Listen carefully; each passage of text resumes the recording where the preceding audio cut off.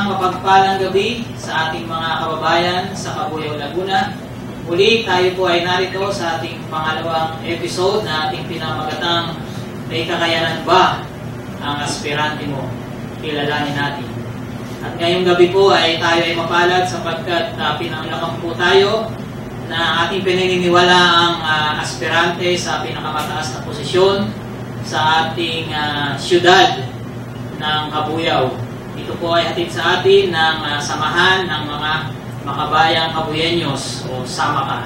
Ngayong pong gabi, ang aking pong kasama ay dating profesor ng Pamantasan ng Cabuyao. Doon po rin siya nagtapos ng kanyang baccalaureate at master's degree. Ang ating pong kasama ngayon ang Vice President for Local Operations ng SAMACA, si Professor Amador Daluy. Magandang gabi sa iyo, Pre. Magandang gabi rin, Pangulo, Sir President. Magandang gabi po sa ating mga kababayan na ibinigay ninyo inyong oras upang makapakinig sa ganitong uri ng programa na kung saan ay upang malaman po natin sino nga ba yung sa susunod na maglilingkod sa ating bayan. At salamat po sapagkat kayo nagsadyang lahat dito. At siyempre po sa mahigit 2,000 miyembro ng SAMACA o Samahan ng Makabayang Cabuyeño. Magandang gabi po sa ating lahat. Siguro pare, bago tayo magsimula ay paki-explain mo muna kung ano ba itong SAMACA or Samahan ng mga Makabayang Cabuyeño. Ang SAMACA po ay isang non-government organization, SEC-registered, non-sectarian, apolitical, na ang tanging nating layunin ay hinangin ang civic at moral conscience ng mga mamamayan, lalong-lalo na sa pagpili ng ating mga susunod na magiging leader sa ating syudad. So bago po makalimutan, dahil nagpapasalamat sa ating mayor kapag ginagamit po natin ang isa sa mga opisina. Bagamat gusto nating mag-courtesy call, subalit sarado po ang mayor's office kapag araw po ng Sabado. Upang formal pong ipakilala ang ating bisita ngayong gabing ito, siguro pare, pakilala mo na ang ating aspirante. Sige, maraming salamat. At syempre, bago ko po malimutan, nagpapasalamat din po tayo sa members ng Sangguniang Panglungsod. Sige po, at sa inyo pong kaalaman, atin na pong umpisahan at ipakilala kung sino ba yung nasa inyong harapan. Kung tutuusin po ay no need na dahil kilala na naman natin lahat. Pero sabi nga ni Pangulo, ipakilala natin. Siya po ay hindi naman natin may tatanong, halos kilala na sa kanyang paglilingkod. At ang ating pong panauhin ay nagtapos sa kanyang primary education dito po sa Banlik Elementary School. At sa secondary education po ay sa Cabuyao Institute, nung meron pa, sa Cabuyao, Laguna noong 1986. At siya po ay kumuha ng kursong AB Political Science dito po sa Calamba sa LCBA. At pagkatapos po, kumuha po siya ng Bachelor of Law sa UST sa Manila. Kahit na siya ay abogado na, kumuha rin po siya at nagtapos ng kursong Master of Public Affairs, Major in Local Governance and Development dito po sa UPLB. Noong 1993, ang ating pong panauhin ay naging Kabataan Barangay Council mula 1986 up to 1989. At naging ex-officio barangay councilor. Siya po ay 3 beses din nahalal na konsihal ng Cabuyao at nakapaglingkod na ng mahigit 9 na taon bilang konsihal. At hanggang sa kasalukuyan, siya po ay nasa pangalawa ng termino bilang vice mayor ng ating lungsod ng Cabuyao. Bukod sa pagiging vice mayor, siya po ay isang profesor sa University of Perpetual Health. At siya ay professor din sa PNPA at PNP Training Institute at Law Practitioner. A public servant whose advocacy is good governance and local autonomy by empowering the people through local economic enterprise and entrepreneurial programs for the people. A lawyer who has been defending indigent litigants and giving free legal services to constituents since 1989. A leader, educator has been defending educator and those significant policy is capacitating citizenry by championing their fundamental access to basic and community education. Mga kababayan, ikinagagalak ko pong ipakilala sa inyo, let us welcome Vice Mayor Attorney Romel A. Hecolea.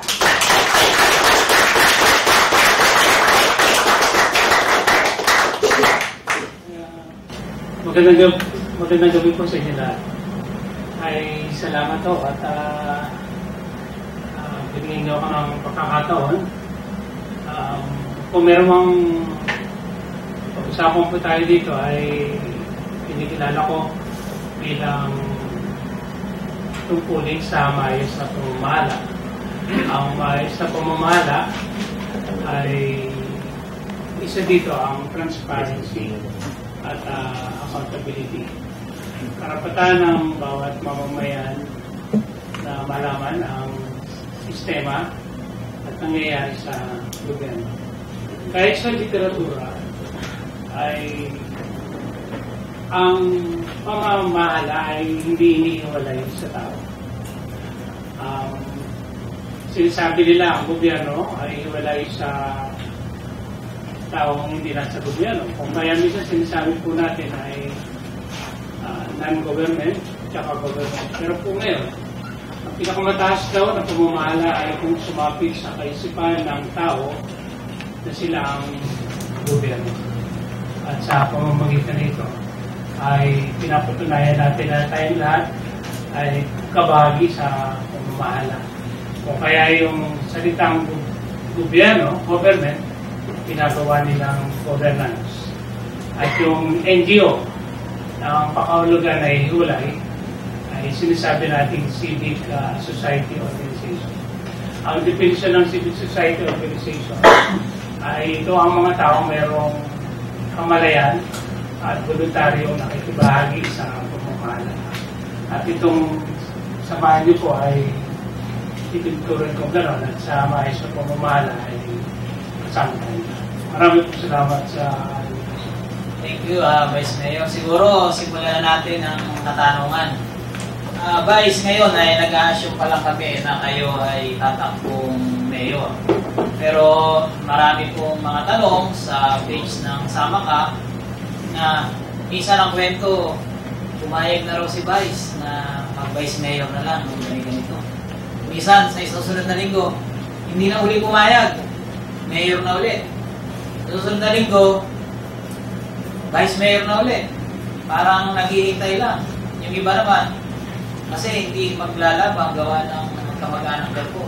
So ngayon po, para maalis na yung mga kwento ng barbero, ng mga mitorista, siguro mas magandang marinig mula namin sa inyong bibig kung ano ba talaga ang ating tatakbuhan sa 2016.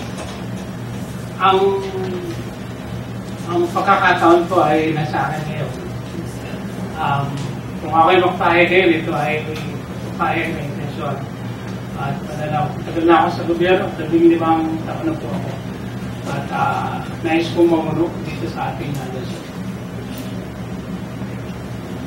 Bilang mayor na po yun. Ito po maging pinakamataas na po. So, malinaw po na narinig natin na nag-i-aim po ang ating Vice Mayor sa kasalukuyan na maging isa sa pinakamataas na pwesto. So, Vice, ang aming pong pangalawang katanungan ay isa po sa binibigay namin para sa ating mga kababayan ay ang imulat sila sa pagboto. At ito pong ginagawa natin ito ay napapanood nila. At alam din po nila at alam din po natin na kayo ay matagal na sa paglilingkuran. Bilang Vice Mayor ay nais po sana namin marinig nila ngayon sa gabi nito yung inyong mga nagawa o naipasang resolution. Yung mga key resolution lang po na until now ay pinakikinabangan ng mamamayang pamilya. Nagsimula po akong maglingkod sa ating lokal na gobyerno taong year 2000. Napakapalit ko noong taong 2007 ay naging chairman po ako ng committee ng education. Ang una kong ipinasang batas ay ang pagkakaroon ng mataas na subsidiya, suporta ng lokal na gobyerno sa estudyante natin sa pamatasan ng gobyerno. Yung 300 piso kada unit ay minungkahi ko na gawing 100 piso lamang. Marami tayong mga nagtatapos na high school pero hindi mabigyan ng parehas na oportunidad ang batang taga-Kabuyaw. Pero kung bibigyan mo siya ng mataas na subsidiya para makapag-aral sa kolehiyo, ay binibigyan natin siya ng pagkakataon na natupad ang kanilang pangarap at maging kabahagi natin sa pagpapagundad ng ating bayan. Yung 100 peso per unit na yan, kung sinumo niyo po sa Region 4A, ito ang pinakamababang tuition fees. Ang Universidad ng Pilipinas ay 1,000 kada isang unit. Pero hindi ang kahulugan niyan ay mura ang profesor, mura ang pag-operate ng eskwelahan. Kada isang batang taga-Kabuyaw ay bumabahagi ang lokal na gobyerno ng 15,000 to 20,000 pesos. Kung ang kanyang tuition ay 5,000 sa isang SEM, 20,000 na dinadagdag ng lokal na gobyerno. Yung sumunod na ipinasa kong batas kaugnay nito, dahil ang pinakukuhanan ng budget ng pamatasan ay yung 5% subsidy trust fund na kinukuha sa local taxes ng lokal na gobyerno ay tinataasan ko po dito lamang ng 8%. Kung 22 million ang budget na tinatanggap ng pamatasan o 5%, ngayon po ay 8%, kulang-kulang na 30 million. Anong kahulugan nito? Kung yung batang taga-Kabuyaw ang kayang tanggapin niya sa first year, dati sa 5%, ay 1,500 estudyante. Ngayon po ay kayang tumanggap ng 2,000 estudyante para makapag-aral sa pamatasan. Ang pagiging syudad ng ating lungsod ay ako po ang nagpasimula sa isang resolusyon. 2009 po ay pinisa ko. Ano ang kahalagahan? Kasi minsan merong impresyon na ang intensyon ng pagiging syudad ay taasan ng taxes. Hindi ito. Nang ipasa natin yung batas na yan, ang akin nakita ay ang pagsabay natin sa kaunlaran sa mga kasamang lungsod. Kung makikita nyo, ang mamumuhunan ay dumaksa sa atin. Nauna tayo sa pagkakaroon ng Science Park. Like Industry Science Park, LISP1. Karoon sa atin ang multinational companies, Nestle Philippines at iba't ibang kumpanya. Dahil ang panahon ngayon, ang sabi ng gobyerno, to decongest sa City of Manila for this opportunity, 50-kilometer radius. Eksakto naman itong ating bayan. Kaya, nang maging syudad ang Calabar, ang LISP1 ay nagkaroon ng LISP2 sa Calabar. Dahil syudad siya. Ang Santa Rosa at Binyan ay sumunod din ang pagpasok ng mga investor. Bakit mahalaga ang investor? Dahil sila yung mamumuhunan. Pag naglagay sila ng pera dito sa ating bayan, dadami ang magtatrabaho. Magkakaroon ng trabaho ang tao, dadami ang sasakay sa tricycle, dadami ang kakain sa karinderya, magkakaroon ng negosyo ang tao. Pero ang mamumuhunan, hindi siya maglalagay sa isang munisipyo. Bakit? Dahil ang munisipyo, sa mata ng internasyonal, ito ay nakasandal sa probinsya. At wala siyang karapatang magbigay ng mga tax incentive at tax amnesty, tax coordination. Kaya nang isa natin ang pagiging syudad, parang sinabi natin, parehas din ang oportunidad. Para kayo mamuhunan dito sa Kabuyao, dahil kami syudad, kaya na namin magbigay ngayon ng tax amnesty, tax incentive. Ang ginagawa na natin dahil tayo syudad. Pero nung tayo ay hindi pa syudad, ay naghihintay tayo sa probinsya na makapagpatibay ng ordinansa na makapagbigay ng incentive na yan. Ngayon, kaya natin patunayan na tumatayo tayo sa ating sariling paa. Mas maraming mamumuhunan, mas malaki ang chance na umunad itong ating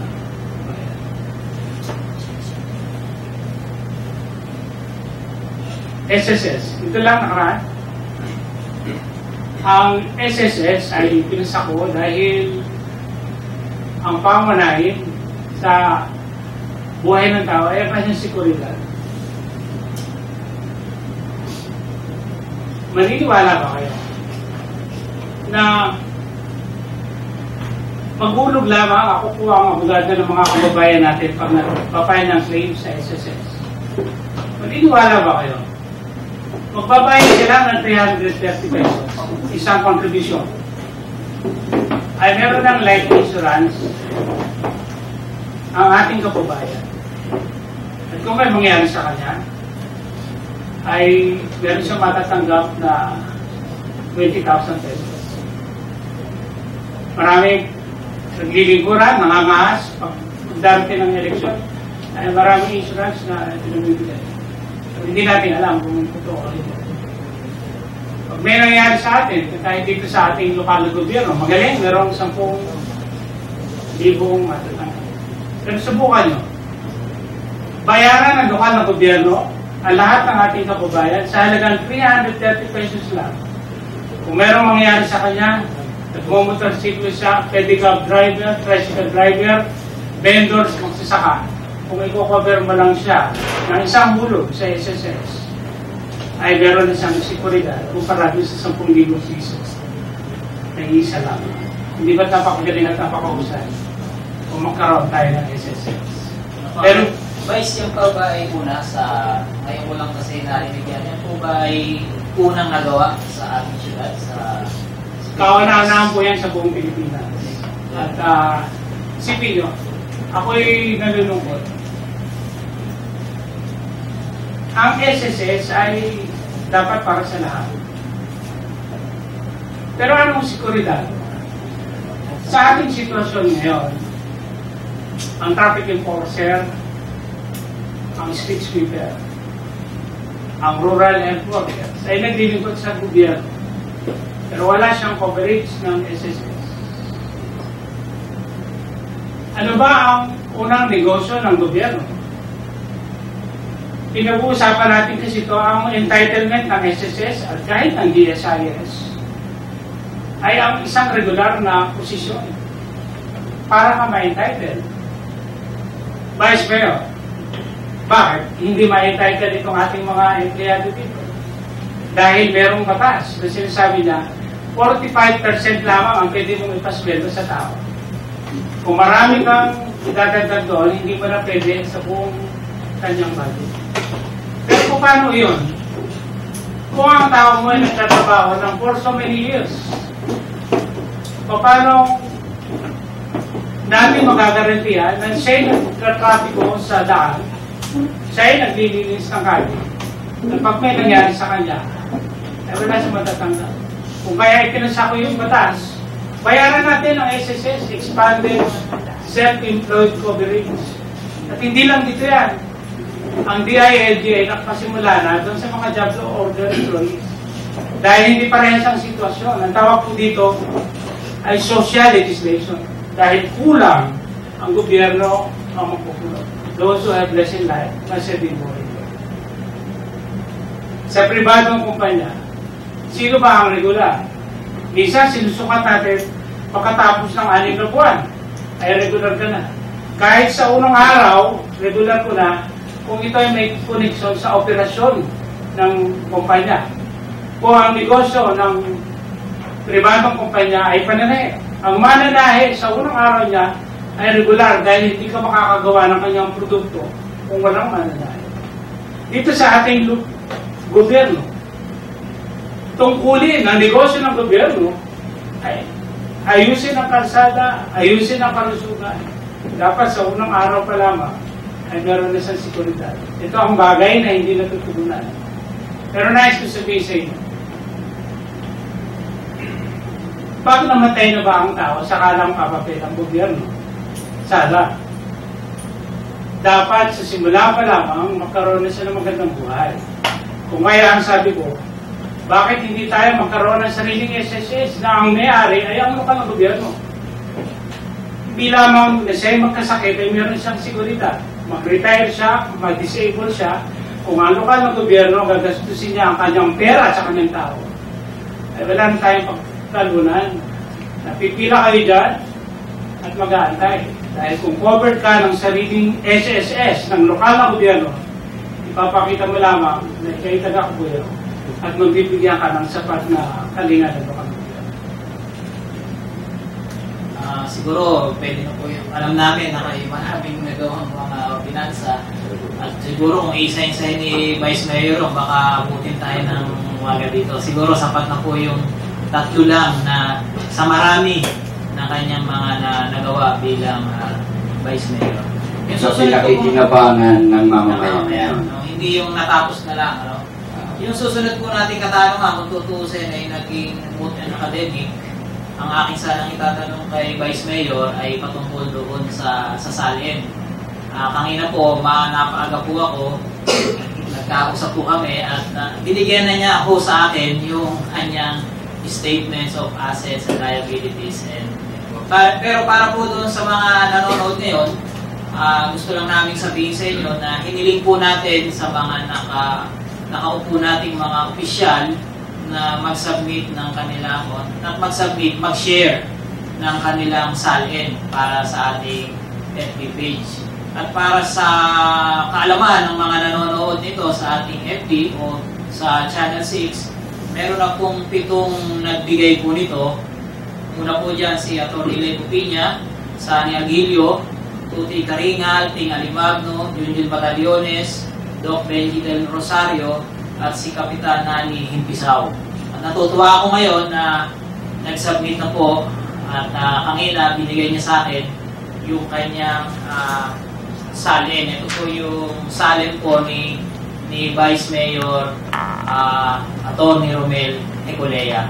At humingi na rin ako ng permiso sa kanya na ito ay aking i-post sa ating FB page. Kaya po yung tatanong ko sana, hindi ko na itatanong dahil narito na po ang kasagutan. Kung ay pa yung tuloy po, ang bawat pamamayan ay meron siyang karapatan sa public record. Isa sa pamamaraan ng accountability at transparency na matanto ng mamamayan kung ano ang kakayanan at yung sitwasyon ang namumulat sa bayan. Hindi ko lang kanina ko lang naanuhan kung kaya minsan lang po ako mag-Facebook. Pero mainam, napagkarapatan ng mamamayan na malaman kung ano yung salin na At ito ho, isa sa pinakamagandang simulain na makilala natin, makita natin kung sino nga ba yung mga aspirante na tayo mismo yung pipili. At ito ho ang layunin ng Sama Ka. Vice, sa pang katanungan, ito ho ay mula kay Mr. Alvaro Santos ng Bigaa, Cabuyao, Laguna. Ang kanya pong katanungan ay sa tuwing sasapit daw po itong tag-ulan, ay namumroblema yung ating mga kababayan na taga-baybay dagat. Kung sakali raw po na kayo ang mauupong mayor, paano nyo raw po ba bibigyan ng solusyon ang ganitong problema? Ang baha? Ang baha po ay talagang problema ang kinakaharap. Engineering po yan. tungkulin ng gobyerno ng infrastruktura, lalong-lalo na sa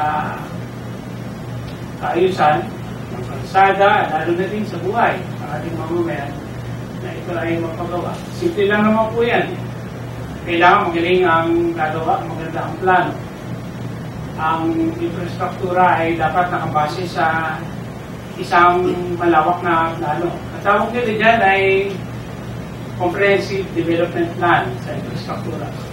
Hindi pwedeng bara-barabay sa atin ngayon, sapagkat ang pag-develop ay isang konsepto na dapat ay mabigyan ng konsidera ang agrikultura, ang epekto nito sa kalusugan. Kung makikita nyo, ang dahilan ng pagbaha ay ang pagsulpot din ng malalaking development, mga residential subdivision. Kung meron tayong malawak na plano, kung meron tayong maayos na pagpaplano, palagay ko, ay may iwasan natin itong pagbaha. Meron tayong development ngayon, yung lakeshore development na gagawin ng expressway, ay isa po sa national na programa na tutugon din, sapagkat dudukalin po nila yung drainage dyan, magkakaroon ng pagtatambak. Kung babahan, ay pinapresenta na rin po sa atin dito, kung babaha, lalabas ang tubig sa saraduhan at ipapump palabas. At ang kalye, maglalagay po tayo dyan sa expressway, lalagay po nila sa Laguna. Gusto ko lang bigyan ng gaano kahalaga ang farming sa atin, Kaya baksak ang ating magsasaka ay dahil dyan sa kawalan ng plano sa maayos na pagtubig. Sinasabi natin ang Thailand, ang Vietnam, maulad ang kanilang pagsasaka, nag-aaral lang sa UP. Pero dahil pag bumaba sa kanila, malapit sila sa Mekong River. Sa Mekong River, kung kaya ang tubig ay sufisyente. Dito sa atin, dahil sa mga itinayong residential, mga squatter na nasa danger zone, nawawalan yung daloy ng tubig. Kung kaya, dapat ay malalim na pag-aaral dito. Ganun pa man, pangunahing trabaho ng gobyerno na magawa ng solusyon ang anumang infrastruktura na magtataguyod sa kawalan. Salamat, Vice Mayor. Paalala lang po natin sa mga nanonood natin dito sa session hall ng Sangguniang Panglusod ng Kabuyaw. Pwede nyo na pong submit yung inyong mga tanong kung meron sa ating mga officers para po mamaya ay babasahin po namin. Kung nahihiya kayo magsulat, pwede rin naman kayo ay magtanong ng direct using our microphone. Sundin lang po natin yung ating alintuntunin na aking ipinaliwanag kanina. Habang kayo nag-iisip, Vice, noong pong last Saturday, tinanong po namin si Atty. Lego Piña kung siya ay nakatatanggap ng Countrywide Development Fund, CDF.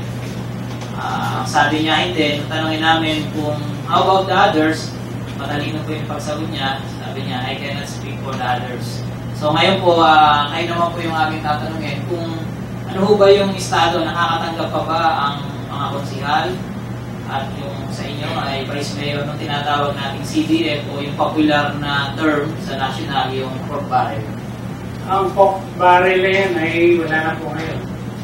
Ang pork barrel ay dinisenyo siya para managot yung natugunan ng mga mambabatas yung kanilang pangangailangan sa kanilang distrito. Sa local government code ay wala po tayong pork barrel na pinag-uusapan. At ang Vice Mayor, ang tunod niya lang po ay Mayor. Pero hindi po siya Mayor. Sa batas, ang Vice Mayor ay para rin po siyang pagsihal. He is a constituted member of the Sanggunian. Kaya pag nagbilang, ay kasama ang Vice Mayor because composite member lang siya. Walang pinag-iba ang Vice Mayor at ang konsihal. Nagkataon lang siya ang leader at pinuno ng Sanggunian. Maraming salamat po, Vice. Ang susunod pong tanong ay mula po kay J. Alcaide, Belgar ng Mamaki. Ang kanyang tanong, sabi po nung last week, nung aming interviewin si Konsehal Ley Popina, ay nagpasa raw po siyang isang panukala para sa tax amnesty. Subalit ayon din po sa kanya, ito raw po ay pinito ng mayor. Ang tanong po ba is, kung kayo raw po ba ang magiging mayor o mahahalang mayor, ibibito rin po ba ninyo ito o pagtitibayin? Bakit po? Kung ako ang mamumuno dito sa ating gusto, ako nga nagpasa ng City Hall na ang intensyon ay mabigyan ng kaluwagan itong ating mamamayan. Ang ordinaryong mamamayan. Kung tayong munisipyo, hindi ka makakapagbigay ng tax amnesty. Hindi ka makakapagbigay ng condemnation dahil nakasalalay ang pagpapatibay nito sa sangguniang panlalawigan. Pero naipasa ko, ako mismo personal na nagbukas ng usapin ito sa pagiging city na sa ganon. Ang sangguniang panlunsod, ang siya mismong dinsay, ang may karapatan at may pribilehiyo upang matulungan itong ating ordinaryong mamamayan magkaroon ng tax amnesty. Gusto ko lang buksan ang usapin. Bakit? Unahin natin kung mawala. Kasi kailangan nila ang suporta ng lokal na gobyerno. Nang tayo maging syudad, hindi dahil sa tax, dahil sa malaking pribilehiyo at karapatan natin sa pagbabahagi ng income. Alam niyo po, ang pinapukuhanan natin ng income ay real property tax. Amilyar ang tawag natin dito. Ang amilyar, kung ikay munisipyo, 40% lang ang napunta sa munisipyo. 35% ang pumupunta sa probinsya at 25% ang pumupunta sa barangay. Pero kung ikaw ay lungsod, yung pumupunta sa probinsya ay hindi na pupunta sa probinsya. Yung taxes na binayad ng ating kababayan, 70% ang pupunta sa syudad at 30% ang pupunta sa barangay. Kung kaya nadagdagan ang pondo, hindi natin kinuha sa tao, hindi natin pinahirapan ng tao. Yung provincial taxes, tax on transfer of real property, tax on professional, amusement tax, binabayad ng mga taga-Kabuyaw sa probinsya. Pero nang tayo maging syudad, ito ay naging city tax. Instead na bayad sa probinsya, ay binabayad na rin dito sa atin. Isa pa, yung IRA, tayo ay nagbabayad ng income tax sa BIR. Malaking binabayad ng lungsod ng Kabuyaw. Malaking share ang income na ibinabayad ng taxes ng mga taga-Kabuyaw sa nasyonal.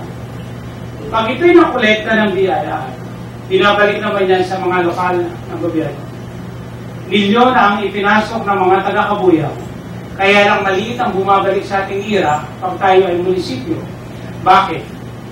Dahil ang munisipyo sa buong Pilipinas na naghahati sa IRA ay kulang-kulang na 1,500 munisipyo. Kumpara kung ikay maging syudad, ang syudad lang ay ilang daan lang ang syudad. At yung malaking parte na ibinibigay natin ay malaking bumabalik sa atin dahil ang naghahati sa syudad ay ilan naman. Parehas. Kung kaya bakit mo pa bibigyan ng pasali ng ordinary mamamayan na magbayad ng mas malaking tax. Mas mayroon kang kakayahan na bawasan ito para magpatubayan ka rin ang Pilipinas. Yun po ang dahilan. Maraming salamat, Vice Mayor. Ibig sabihin, kung may malulungkot, tayo naging city, eh, yung pamahalang manlalawigan. Dahil nawalan sila ng share sa kanilang taxes na ating binabayad. Vice Mayor, sa ating pong page, nagbibigay din po tayo ng mga analysis, mga opinion. Ang isa po natin na ibigay ng analysis, yung winnability ng mayor. Ang sinabi po natin doon, number 1, dapat ang tatakbong mayor ay hinog sa panahon. Sa akin pong palagay, kanina binasa po ni Professor na kayo bago naging konsihal ay naging kabataang kagawad at naging barangay councilor. Pagkatapos ay na-appoint din na municipal councilor, pagkatapos 3 beses na nahalal na konsehal, at ngayon ay nasa pangalawang termino. Siguro naman walang debate na hindi ko siguro tama na ako po ay maghahanda pa, hindi pa handa. Parang doon sa number 1 element, siguro walang makikipagdebate na nasa inyo yun. Talagang handang-handa panahon, hindi kayo sobrang bata, hindi rin sobrang matanda, at kayo ang pangalawa sa pinakamataas na opisyal ngayon. Kaya, yung element number 1, parang sabi ng karamihan, meron yan. Pangalawa, timing.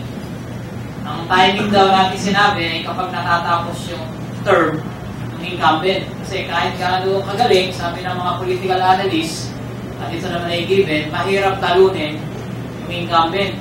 Kaya ang timing, tumakbo ka pag natapos yung term ng incumbent. At yun ang dahilan din kung bakit ngayon, maraming gustong tumakbo kahit sa oposisyon. Kasi nga natapos yung term. So timing, panahon.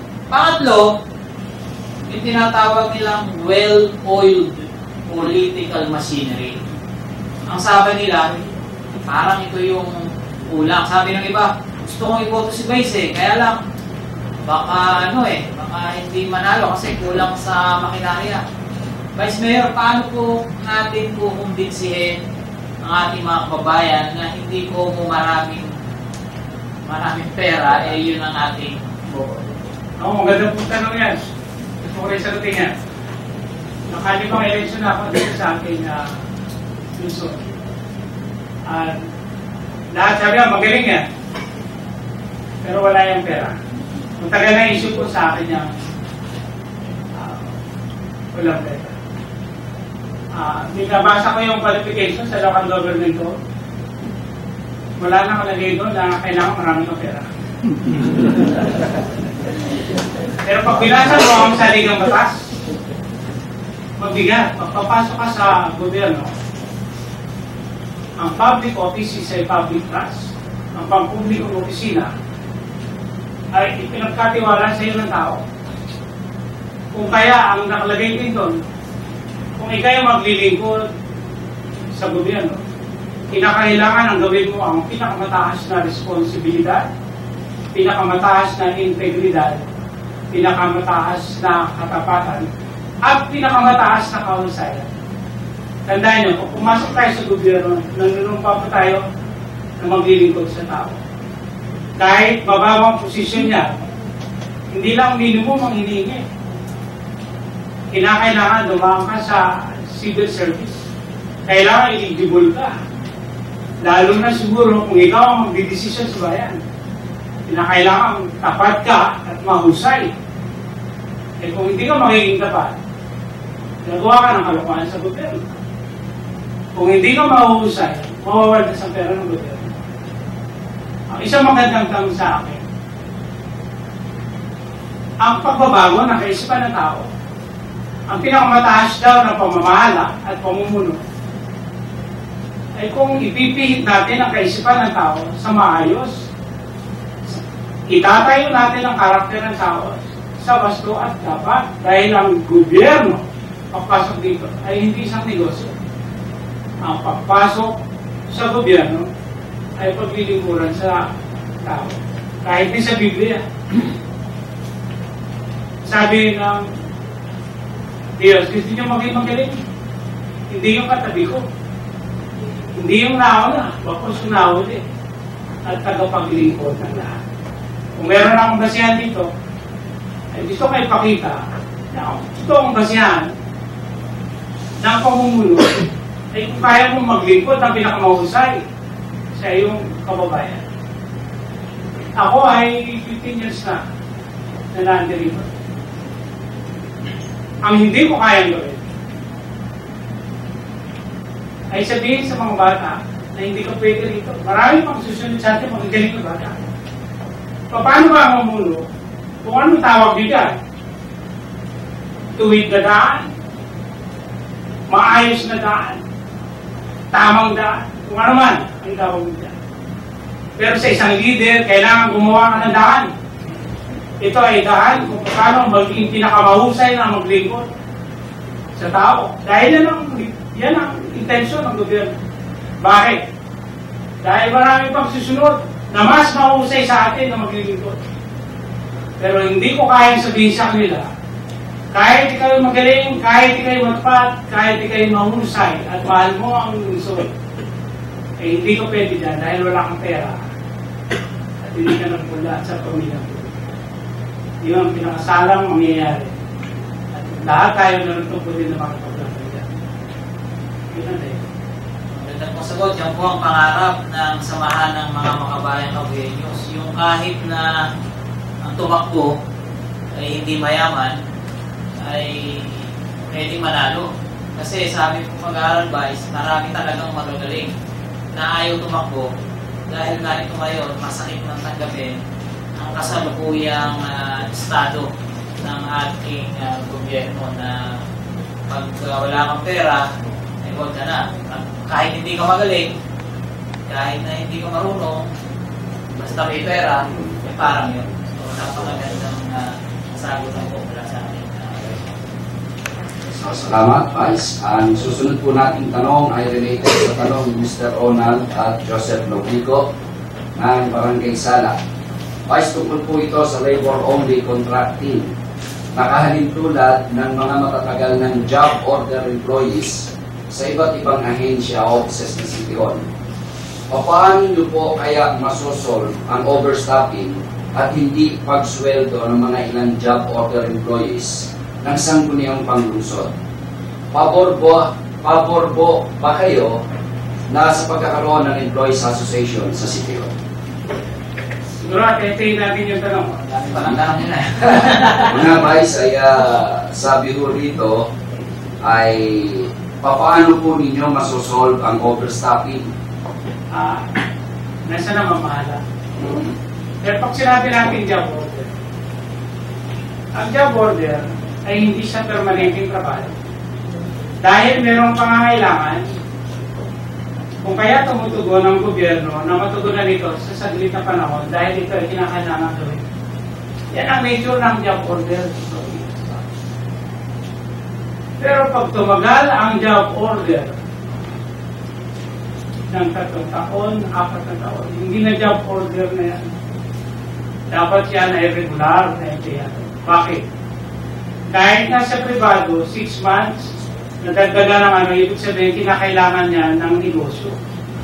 Pero kung tumagal ka, ng more than 3 years, 5 years, dapat programa ng gobyerno na maging permanente ang tao. Gaya ng sinabi ko kanina, ay kinakailangan na paghanda nito ng lokal na gobyerno.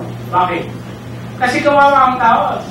Kung ilang panahon na naglingkuran, halos kalahati na ng kanilang buhay at na-spend nila sa paglilingkuran, na walang matatanggap dahil job order pa rin sila. Paano matutugunan? Kung sinasabi naman ng batas, 45% lang ang pwede mo maging regular. Sa income, kung meron ka 100 piso, 45 pesos lamang ang pwede mong ipasweldo. Eh, ang daming empleyado. May solusyon yan. Alam nyo, sa gobyerno, ang akala natin, gobyerno lang siya. Pero ang lokal na gobyerno sa batas ay isang korporasyon. Isa siyang korporasyon. Kung kaya, gawin mo siyang korporasyon. Isipin nyo ang ospital. Hindi ko makapagdagdag dahil kasama ang empleyado ng ospital sa karamihan. Kung kaya yung 45%, ay kapos na kapos. Kung kaya hindi maging regular. Pero gumawa ka ng batas, gawin mo siyang isang korporasyon. Ang tawag nila, public utilities sa batas.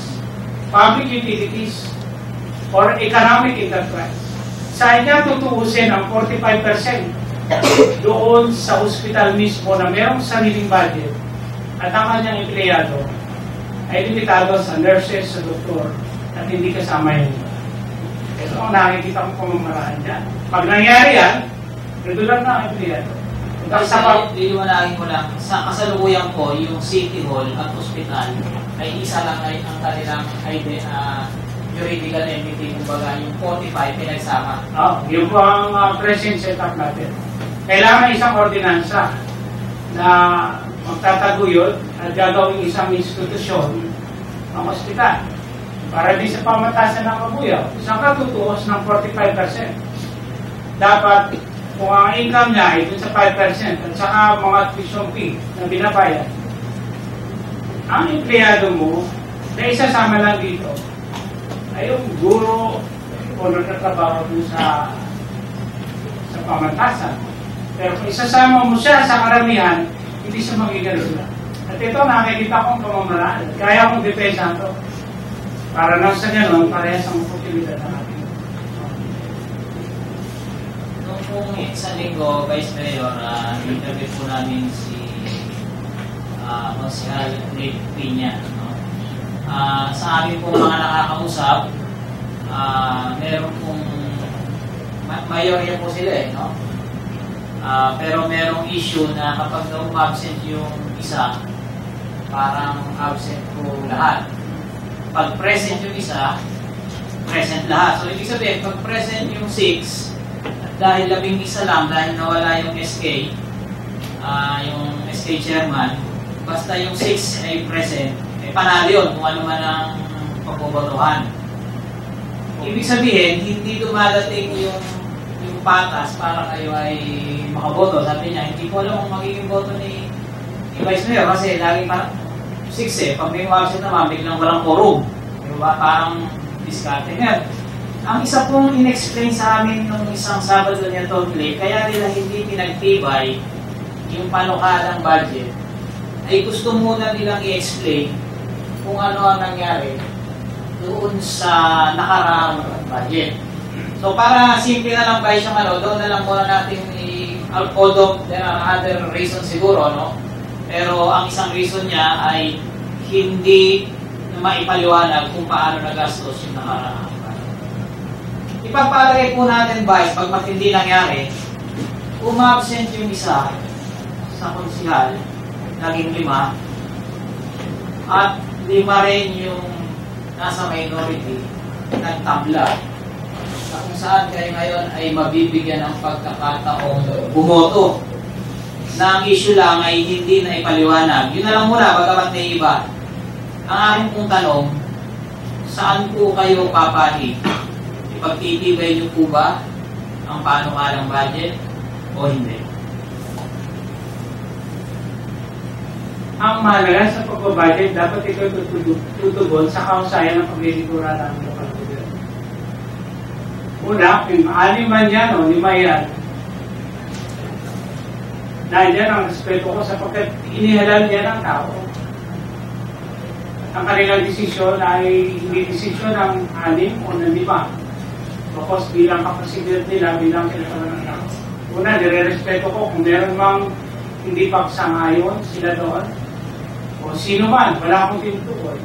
Karapatan ng bawat isang mambabatas ito ng suriin sapagkat ang sanggunian ay isang pagsasangguni at pagpapatibay ng batas na pinagtatalunan, pinag-uusapan ang gagawin. It is a deliberative body. Walang matibay at mahusay na batas kung hindi ito dadaan sa proseso ng pag-aaral ng merito ito. Ang budget ay ang pinakamahalagang ordinansa. Kung kaya dapat itong suriin mabuti. Dapat itong pag-aralan kapag hindi dadaloy ang programa ng gobyerno kung hindi ito mapapitay.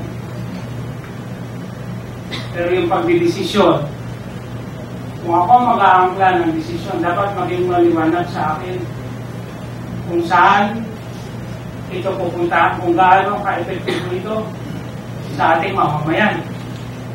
Nais ko sabihin sa inyo, kahit sa batas, dapat ibinabase mo ang budget sa comprehensive development plan.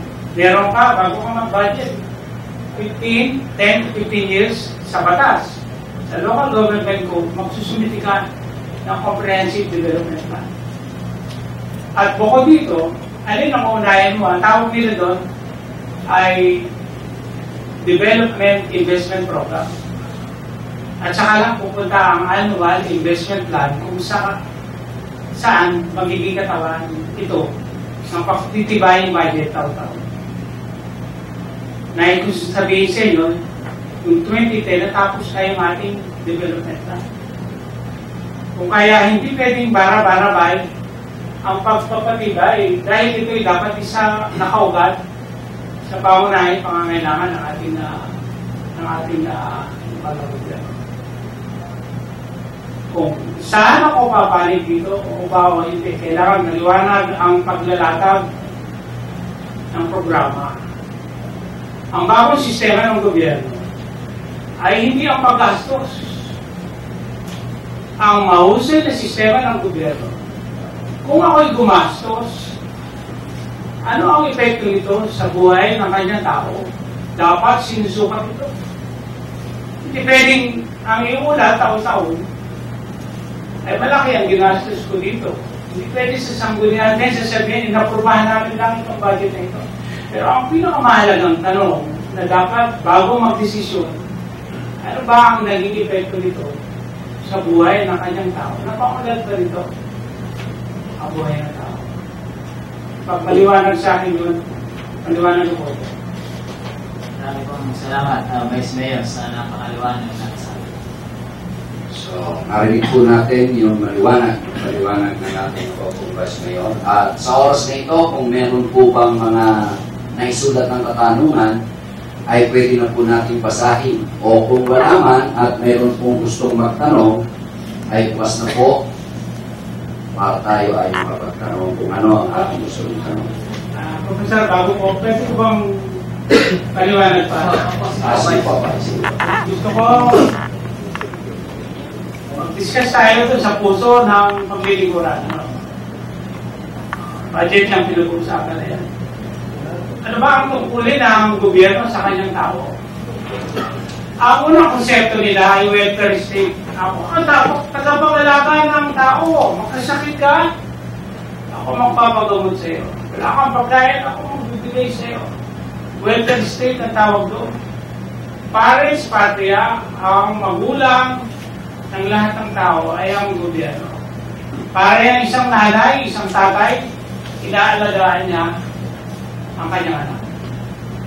Pero ang mas mahalagang konsepto ng pamamahala sa gobyerno ay kung paano niya palalakihin ang kanyang anak na hindi na siya umaasa sa gobyerno. Ang tawag niyan, enabling or capacitating state. Pwede ba makikialam lamang ang gobyerno pag hindi nagkasakit? Hindi. Dapat ang gobyerno kung gagastos siya, ang pag-uukulan niya ng gastos ay yung earning power ng tao. Bakit? Dahil kung meron na siyang hanapbuhay, meron siyang kakayanan, hindi na siya aasa sa gobyerno. Hindi lang tagapag-alaga ang gobyerno. Ang gobyerno ay tagapaglabas at tagapagpahusay ng galing na tao. Dahil pag magaling na ang tao, hindi na siya aasa sa gobyerno. Tutulungan niya ang kanyang sarili, tutulungan niya ang pamilya, at tutulungan niya ang gobyerno. Pag ako gumastos, ipopokus ko yan sa edukasyon. Bakit? Pag nagtapos ang bata at nakapag-aral siya, hindi na siya manghihingi sa lokal na gobyerno. Pag siya nagkatrabaho, meron na siyang PhilHealth, makasakit siya, meron na rin siyang SSS. Kaya niyang bumuhay ng pamilya. Binigyan mo siya ng power.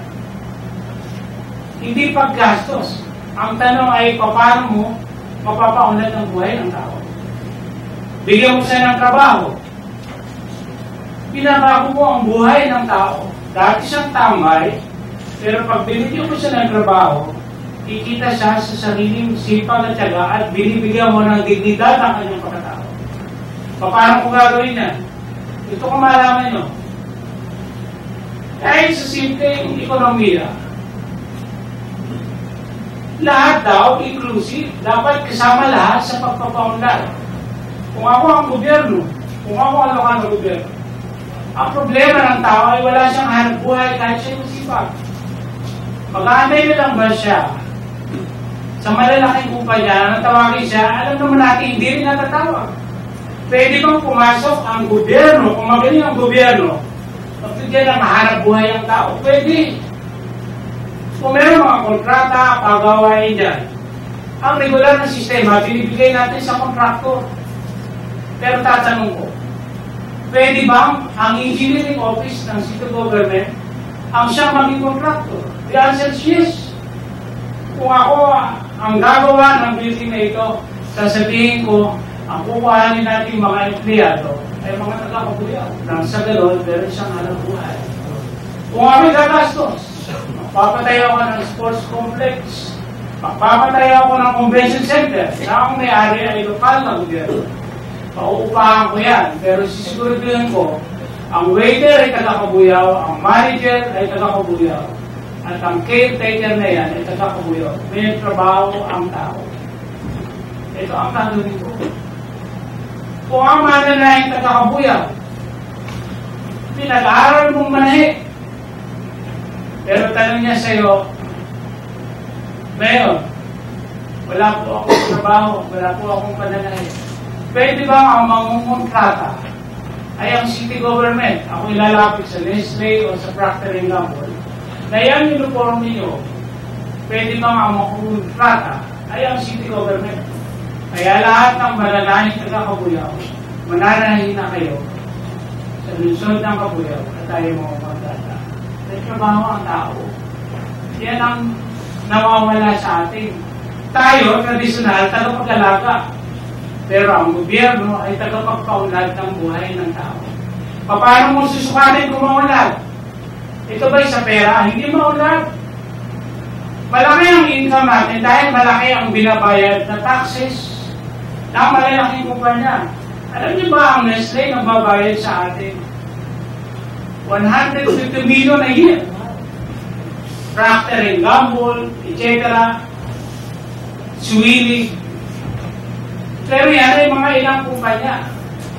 Pero ang ordinaryong taong taga-Kabuyaw, may hanap buhay ba? Wala. Kahit ang datos natin, sinasabi niya, 58% ang negosyo ng ating mga kababayan ay retailing. Isipin nyo, ang budget natin ay 1 bilyon. Pero ang ordinaryong tao, ang alam niya ay bumili ng produkto, patungan ito ng 5 at ibenta ito. That's retailing. Binigyan mo ba siya ng chance na lumago para mas malaki ang kita? Hindi tayo nag-produce. Sana, kung ako'y gagastos sa gobyerno, ikaw'y magsasaka, umaani ka ng mais. Pag binenta mo ang mais, mura. Pero pag tinuruan kita kung paano yung gawing popcorn, lagyan mo pa yan ng caramel at ibenta mo, mahal na ang presyo yan. Kapag ang isda, hinuli mo dyan sa Laguna, bibay na yan, pagdating ng bangka, ibibenta mo, mura, pagdating na pa. Pero pag tinuruan mo ang iyong kababayan na gawin itong tinapa, ay mahal na ang presyo. Yan ang kulang sa atin. At kailangan magaling ko sa gobyerno. Dahil kung hindi siya magaling, hindi na maisip yan. Ay maraming pera. So, napakaganda ho ng tinuran ng ating Vice Mayor. Ito ho ay doon sa prinsipyo ng Bible. Ano ho? Na huwag mo rin bigyan ng bigyan ng pagkain ng tao. Turuan mo kung paano kukuha ng kakainin.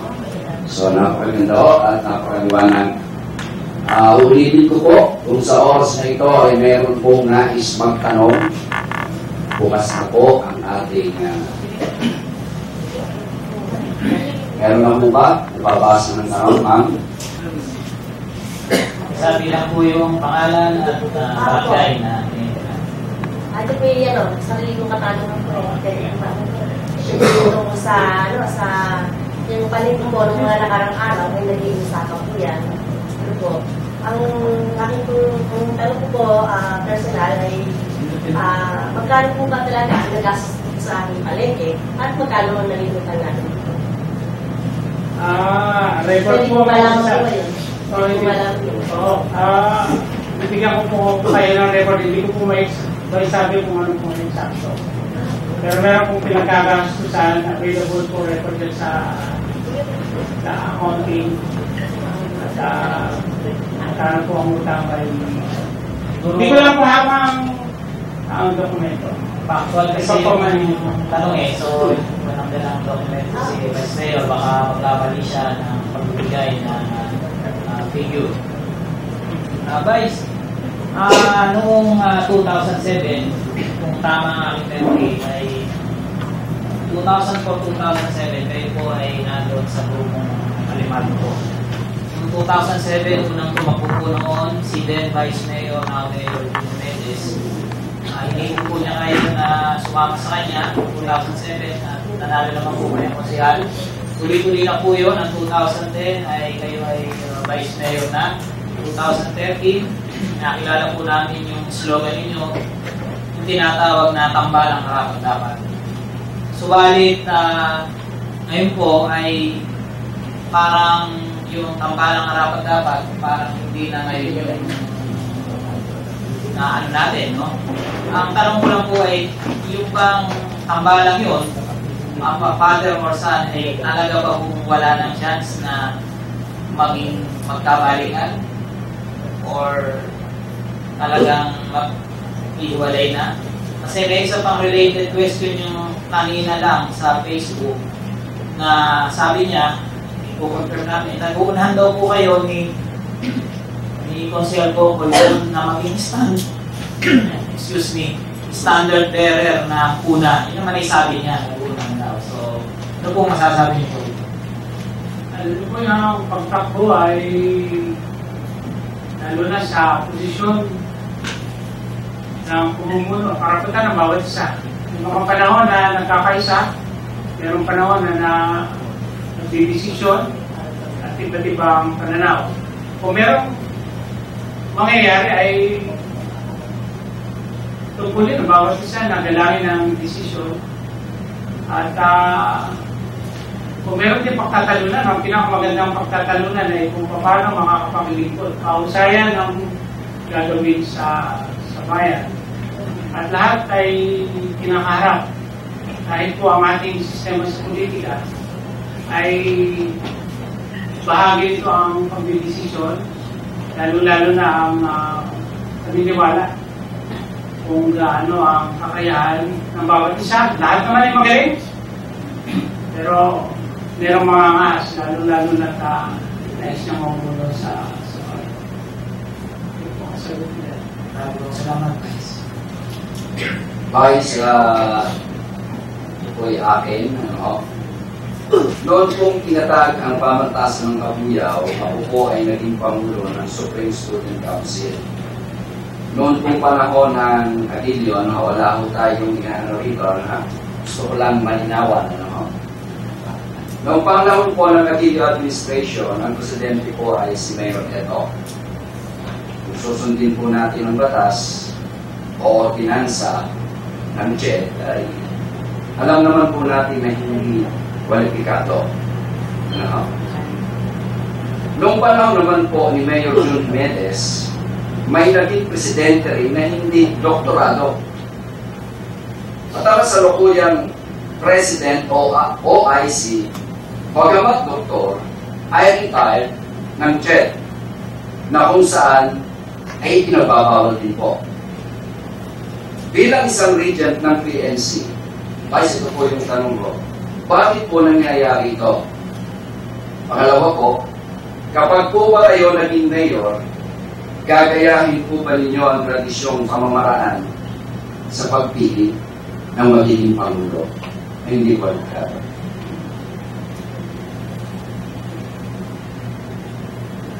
Ang tanong ay ang pagtatalaga. Sa batas, ang pagtatalaga ay nasa appointing authority. Sino ang kinalaga ng batas na siyang may karapatan ng mag-appoint ay ito ang mga kapangyayari. Ang magandang tanong ay ang kwalifikasyon sa batas. Kung wala sa kanya ang minimum na kwalifikasyon, ang appointment ay temporary. Kung ang pag-appoint ay kwalifikado, doon pumapasok ang permanent na pagkakalaga.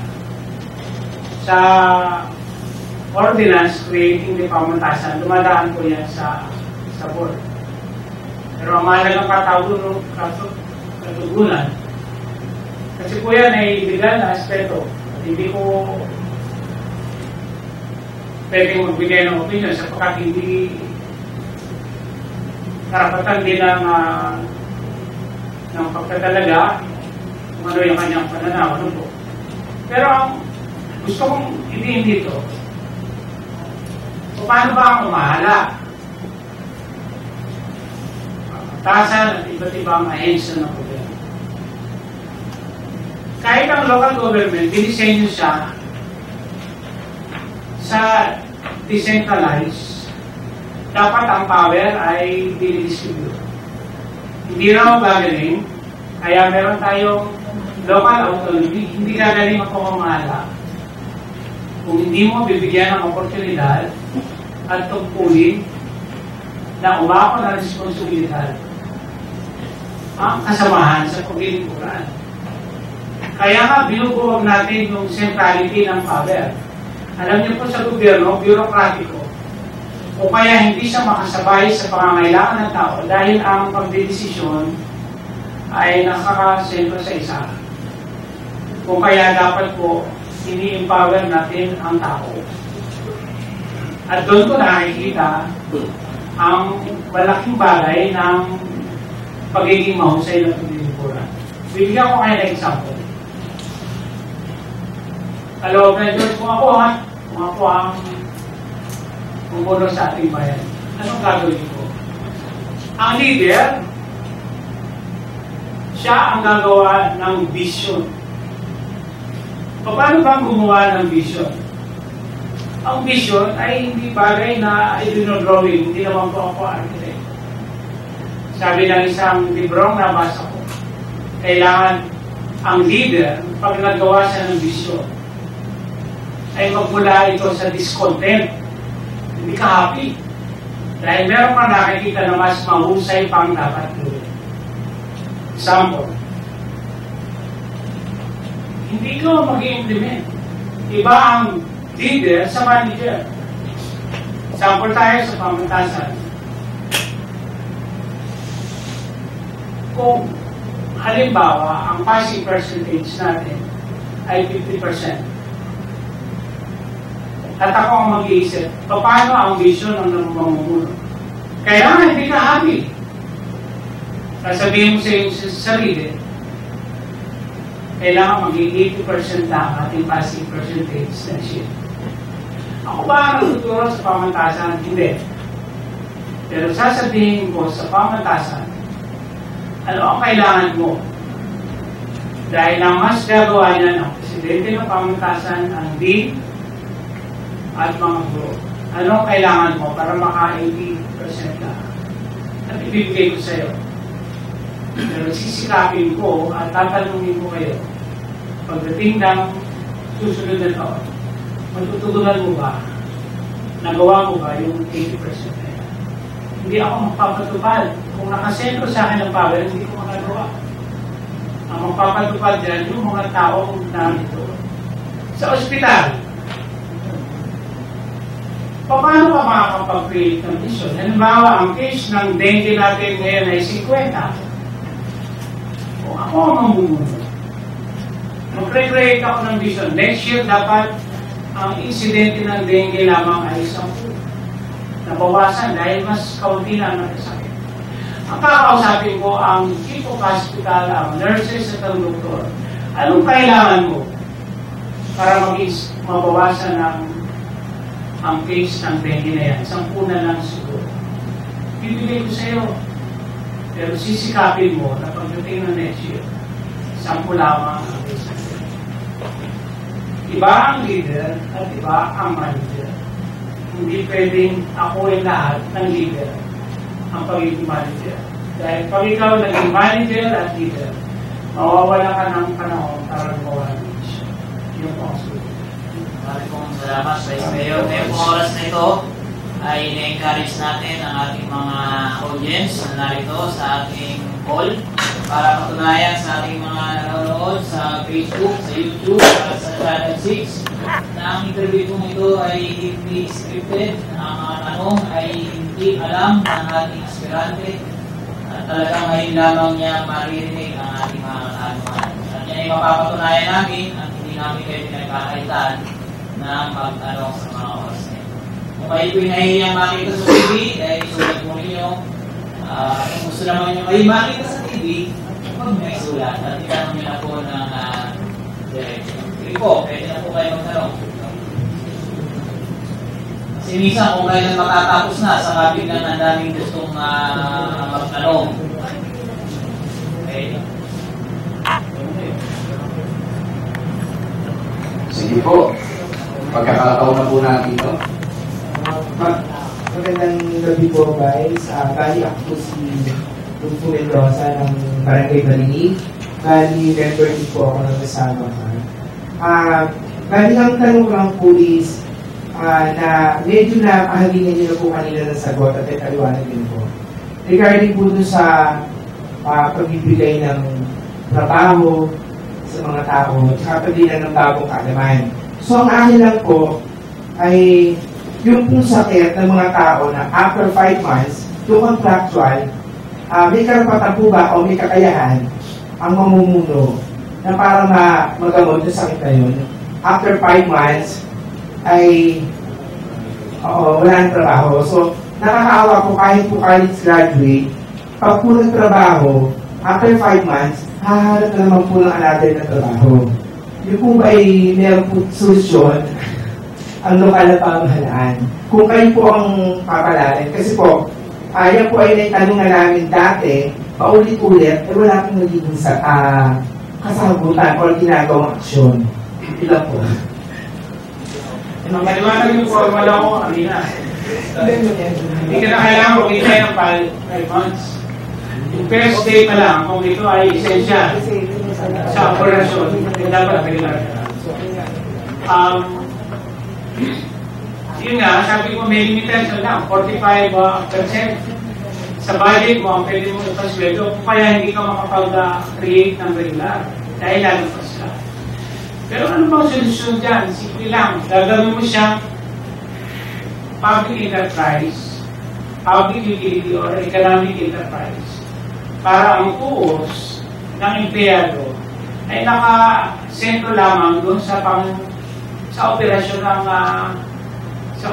ng public enterprise. Kung ito yung hospital, saan mo itutuos yung 45% na budget para pasweldo? Makakapag-create ka ng posisyon.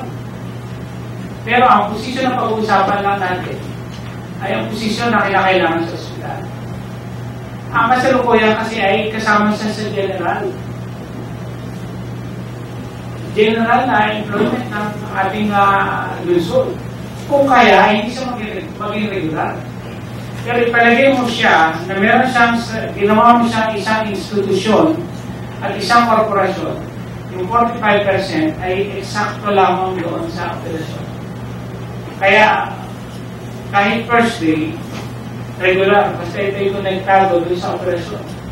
Sa ospital, sa eskulaan, at maraming pang yun po ang solusyon. Bigla. Naunawa ako, nurses, kailangan nila sa ospital. Pero pero merong limitasyon ng batas. Kung mag-create ka pa, lalabas kasi sa 45%, ay hindi mangyayari dahil magiging illegal ng paggasto. Pero meron mga pamamaraan.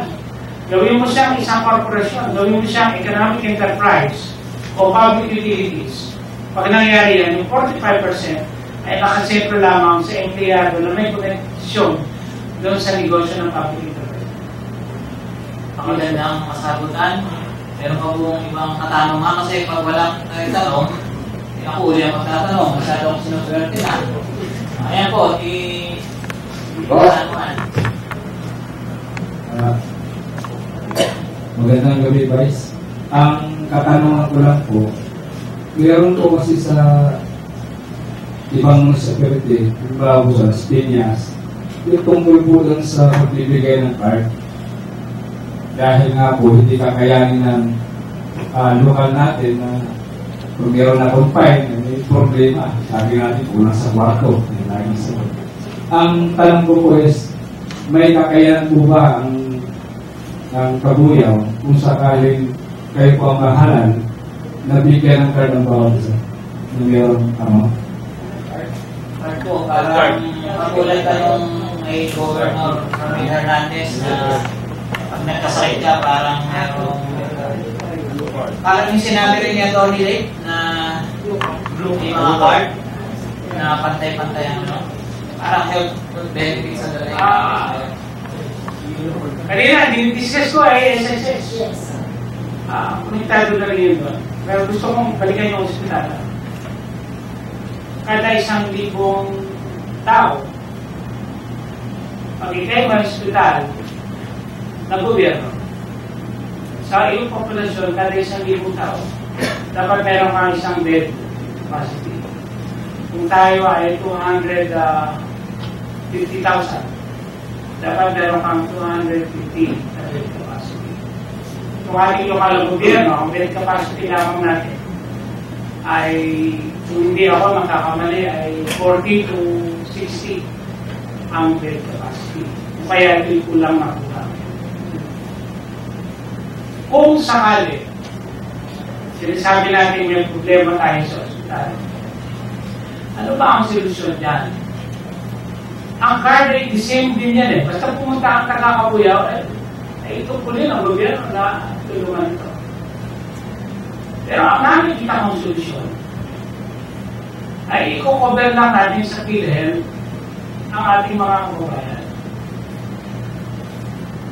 Agaw buhay, dumating dyan, hindi cover ng PhilHealth. Isa ang remedyo. Bigyan mo ng revolving fund ang health ng hospital na ma-enroll na agad yung kababayan sa PhilHealth on the same day, on the same hour. Dahil pag nangyari yun, hindi na siya maghahanap ng gamot. Hindi na siya maghahanap ng kung ano man dahil PhilHealth ang magbabayad. Paano ang gamot? Ang aking pananaw, magaling kung kumukuha tayo ng gamot sa Mercury. Sabi nga sa Mercury, gamot ay sigurado, gamot ay laging bago. Pero mahal ang gamot sa Mercury. Because merong middleman. Anong solusyon para mas maraming gamot ang ating kababayan? Sinasabi ko kanina, alam niyo ba ang Swiss Pharma at Interfield Laboratories ang pinakamalaking gumagawa ng gamot dito sa Pilipinas at nasa Kabuyaw? Pwede ba nakausapin ng namumuno na pwede ba kami na kukuha ng gamot sa inyo, factory price? Nang sa ganon, wala nang patong. At mas maraming gamot. At in fact, ang mga practices na ngayon, consignment. Binibili nila kung ano lamang ang nagamit, siyang mabayaran. Yun ang nakikita kong solusyon. Kahit may card o walang card. Dahil sigurado, meron siyang PhilHealth at maraming supply, magagamot itong ating kababayan. Meron pa pong matanong mga namin si Jesse Lina. Para sa akin po, dadagan ko guys, na ipahayag niyo po na magmula nung kabataan nyo hanggang sa ngayon ay nanunulungan kayo. At nagpahayag na rin po kayo na kayo po ay babalak sa mas mataas pang posisyon na tumakbo. Ito ay opinion ko. Nais ko maglingkod. Nais ko maglipunan ng ating gusto. So, aking po katanungan, gaano niyo po magagawa na mas makaunlad pa ang Kabuyaw at ang makikinabang ay mga tao? Sama kayo. Yun ang pagbukas ko kanina. Hindi lang siya ang kailangan pagtuunan ng pansin ay magkaroon ng hanap buhay ang ating kababayan. Paano ba sinusukat ang maunlad? Ito ay isa ayon sa World Bank. Sa ekonomiya, lahat ng sinasabing developed countries, tinutuos nila ang husay kung maraming produkto. Kaya meron tayong tinatawag na GNP at saka GDP. Pag marami ka ng produksyon, ibig sabihin, maunlad ang bansa. Bakit? Kung marami kang produkto, maraming nagtatrabaho. Kung marami nagtatrabaho, maraming kumikita. At magaling ang yung bansa. Pero lately, sabi ng World Bank, hindi na eksakto ang tools na yan. Kahit marami kang produkto, hindi ibig sabihin maulad. Dapat ang paulad ay kasama lahat. Dapat ito ay inclusive. Bigyan ko kayo ng maganda example. Dito sa atin, marami tayong produkto. Nestle, Procter & Gamble, pag sinuman nyo, mataas ang ating GDP. Pero lahat ba ay nagtatrabaho sa malaking kumpanya yan? Hindi. Ang paulad, economic development. Kung meron tayo, economic growth. Pero ang totoong paulad, kung lahat ng kababayan may pagkakataong kumita. Bigyan kita ng pera, ubus yan. Pero bigyan kita ng kakayahang kumita ng pera. Yan ang totoong paulad. Bigyan kita ng isda, pinakain kita isang araw. Pero turuan kita ng isda. Mahirami kita ng lambat, bigyan kita ng bangka, at pinakain kita habang buhay. Pag daw sinuma mo, di isa lamang ang tanong kung napaunlad ng gobyerno ang tao. Nabawasan mo ba ang kahirapan? Nabawasan mo ba ang hindi pagkakapatay-patay? At ang pinakahuling tanong, nabawasan mo ba ang kawalan ng trabaho? Pag daw ang sagot ay oo, merong kaunlaran. Hindi po ako nasabi yan. Ang World Bank ang nagsabi niya. Kaya ang tanong sa akin, paano pa unlarin ng bayan? Kailangan mabigyan siya ng disenteng trabaho. At mangyayari yan, kung ang gobyerno ay gagawin natin hindi lang sa gobyerno, gagawin natin isang korporasyon. Dahil pwede siyang kumita. Pwede siyang magkaroon ng hanap buhay at pakitain ng kanyang pagbuhay. Doon lamang sasabi po ang pagkakataon, sasabihin natin maunlad. Kung merong ginagawa ang tao, tinino po, sample ulit. Noong araw, pag tayo nagpapahasa, ngayon, nagpapahasa tayo ng ating kutido, ay sa Hortaleza, di ba? Pero noong araw, meron yan yung bisikleta na ginagawa. Subukan mong turuan mo ang iyong kababayan kung paano mag-asa ng doon. Binigyan mo na siya ng trabaho. Ang gobyerno, ating lokal na gobyerno, kailangan pagalingin niya ang tao. Doon ka magpupush ng pera sa pagpapahusay at galing ng tao. Doon sa kanyang, tawag nila po yan ay human development. Hindi naman tapos ng 4 na taon, hindi. Kaalaman, gawin mo siya mekaniko ng, turuan mo siya maging mekaniko ng tricycle.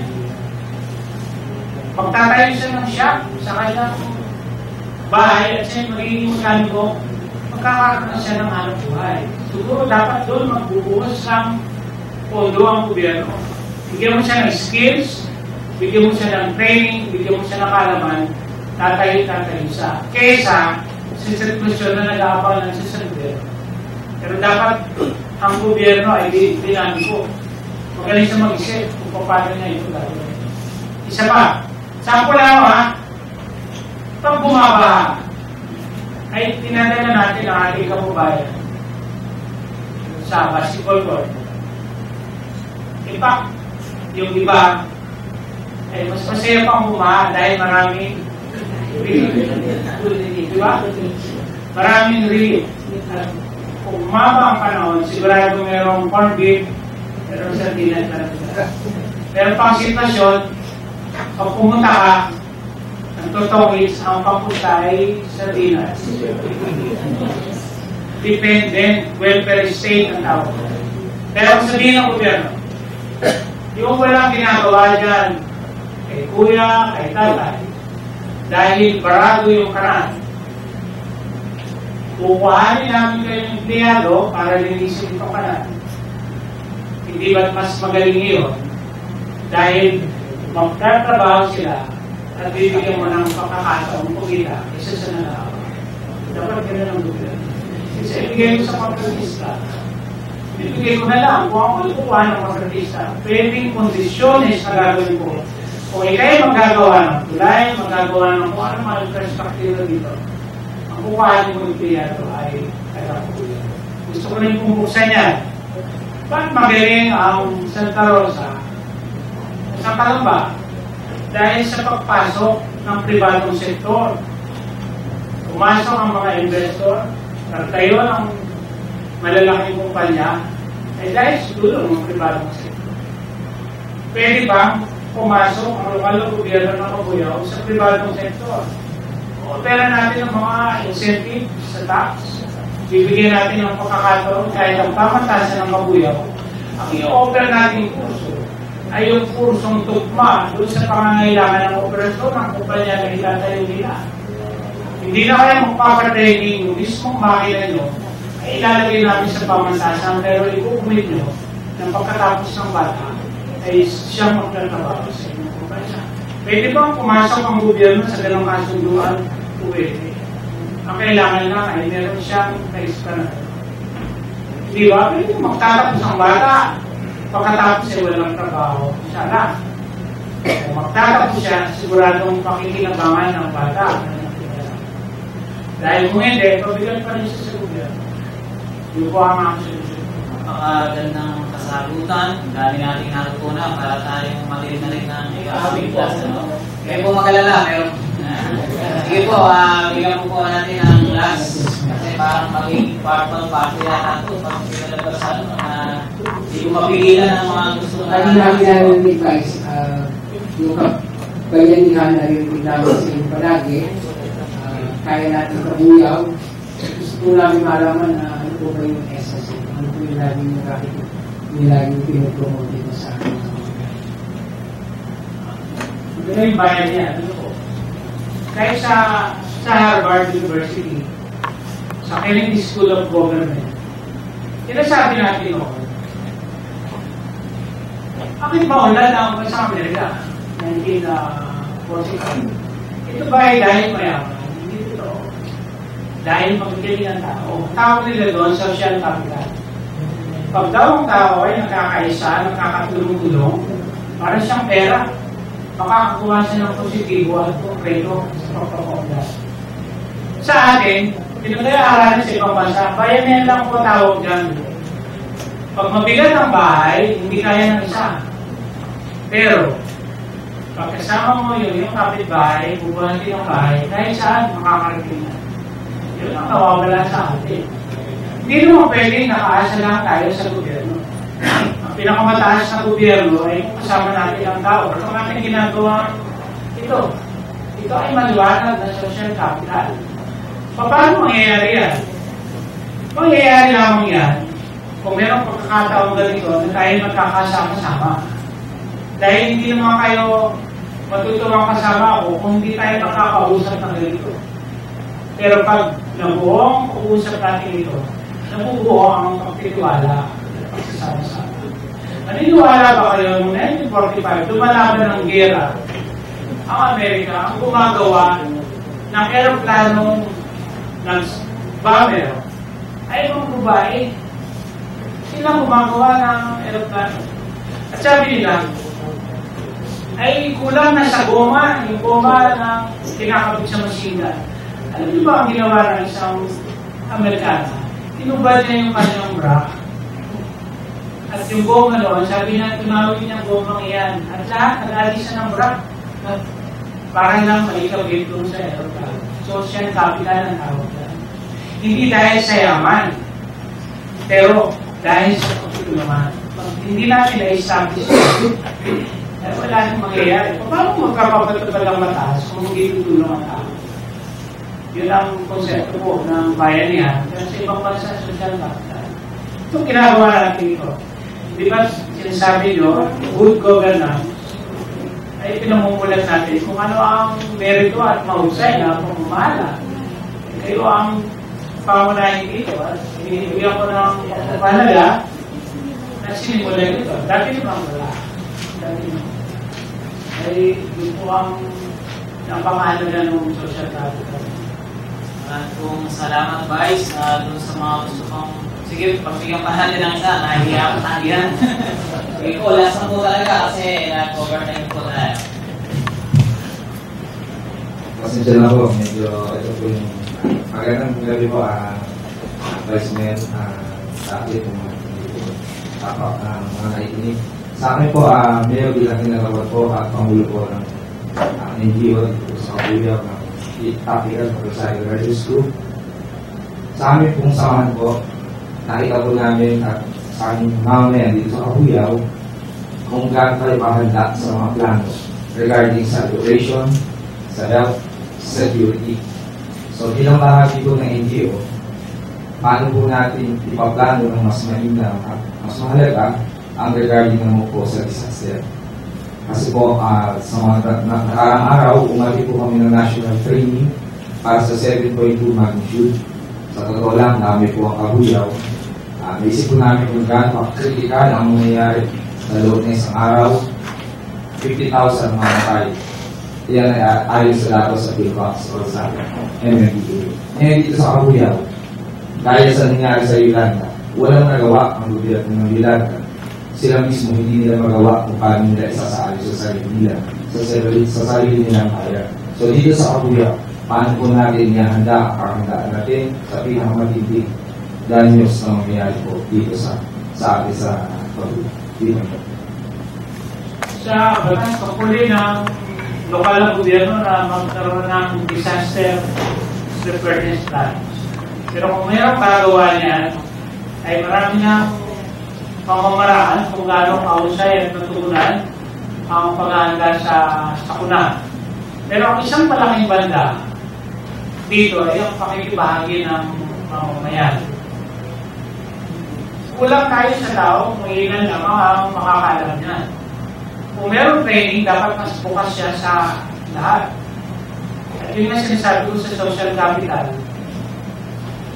hindi ang tanong ay anong magagawa ng gobyerno sa tao. Kung ano ang magagawa ng tao para lalong paglimay ang gobyerno. Lahat tayo dapat isa dito. Ay kung sabay-sabay mangyari ang sakuna, kinakailangan pa bang dumating ang ambulansya at saka yung first aid na yan sa mga barangay. Kung mismo nasa loob ng bahay ang may kaalaman kung paano gagawin dito, ay magiging epektibo ang sistema ng paghahanda at pagliligtas ng buhay. Kung merong pinakamahusay na gagawin ng gobyerno, ay isasama niya lahat. Inclusive tayo. Kasama lahat sa paglilingkuran. Kasama lahat sa pagpapahusay ng kaalaman. Dahil hindi pwede nakasentro lang sa isa. Ay, gusto ko lang bilang, si Lee Kuan Yew. Si Lee Kuan Yew ang Prime Minister ng Singapore. Malami ko. Sinabi niya sa isang speech niya, sa ibang bansa, ang wealth at power ay magkasama. Pag daw ikaw mayroong wealth, at ginamit mo yung wealth, magkakaroon pa ng power. Pag ikaw daw may power, wala ka namang wealth, gamitin mo, abusin mo ang power mo, magkakaroon pa ng wealth. Pero dito sa Singapore, sinabi na, magkaiba, magkaiwalay. Ang wealth ay para doon sa masisipag at pinagpunyagilan niya, o kaya siya nagkaroon ng wealth. Okay yun. Pero ang power daw, magkaiba. Dahil ang power ay sinishare.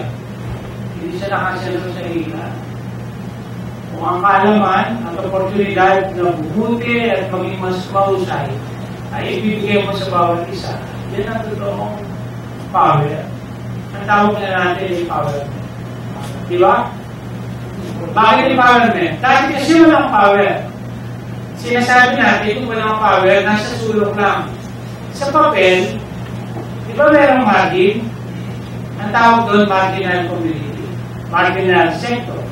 Pero ibigay mo siya sa gitna, kabahagi sa pagdidesisyon at pagpaplano. Eh, piyak na magtatagumpay. Bibigyan ko kayo ng halimbawa. Ang Naga City, sa pamumuno ni J.C. Robredo. Si Mayor J.C. Robredo ay gumawa siya ng Naga City People's Council. Merong sangguniang panlusod. Pero iipon niya rin ang lahat ng tao. Lahat ng samahan ay isinasama niya sa paggawa ng batas at pagpapatupad nito.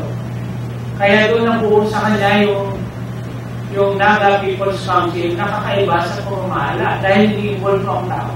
Ipang nag-i-eleksyon ang mga asosasyon doon. Bakit? Dahil kailangan kasama ang tao. At nasa batas din natin yan. Kung makakita nyo ang Local Development Council, Local Health Board, Local School Board, hindi lahat ng miyembro niyan ay nasa gobyerno. Sa Local School Board, nandun na ang magulang at nandun ang pribadong sektor. Sa Local Development Council, kasama niya ang mga pribadong kumpanya. Sa Local Health Board, merong private sector. Dahil ang konsepto ng maayos na pamamahala, ang dapat i-empower mo. Ang bawat isa nang sa ganoon, makapag-contribute siya. Dahil hindi totoo na kaya ng isa na gawin ang napakaraming trabaho. Pero pag bibigyan mo raw siya ng pagkakataon, mamuno, ay talagang uundan ang pamamahala sa gobyerno. Kaya hindi ko may iwasan yan. Kaya bibigyan ng pagkakataon ng pribadong sektor, makapahagi sa lahat. Kaya hindi po, halimbawa, sa pagsasagawa at pagpapatupad ng batas, kahit sa conversion ng lupa, dati ang agricultural land, para mo may convert, kukuha ka ng permission sa Department of Agriculture, sa national. Pero nagsagawa ang local government code. Binibold niya na yung power niya, hindi na sa agriculture. Ibinigay niya sa sangguniang panunsod o pambayan. Bakit? Dahil mas alam ng lokal na namumuno ang sitwasyon ng kanyang lugar. Kung ito'y makakaunlad o hindi. At kung merong kapalpakan o merong responsibilidad, hindi ang mananagot ang nasyonal, yung lokal, dahil sila ang involved sa paggawa ng desisyon. Yan po ang sistema.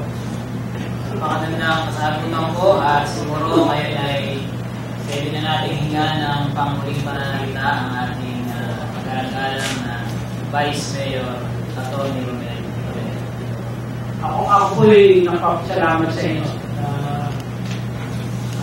Imbitahan niyo ako, makabahagi. Tungkulin ang sinumang naglilingkod sa gobyerno at tayo sa paglingkod sa gobyerno.